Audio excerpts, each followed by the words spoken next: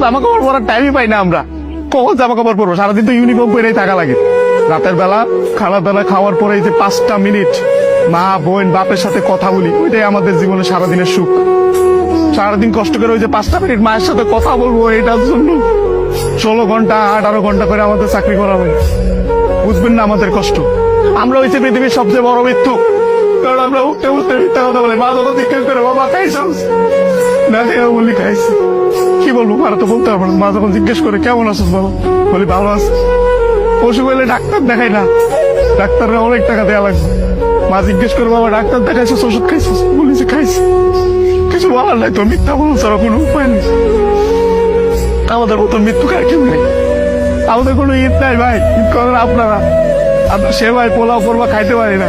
সকালবেলা উইটার নামাজ পড়তে গিয়ে আইসে না বন্ধুরা একজন আরেকজনের জড়ায় কান দি। আর মা বাপ নাই কি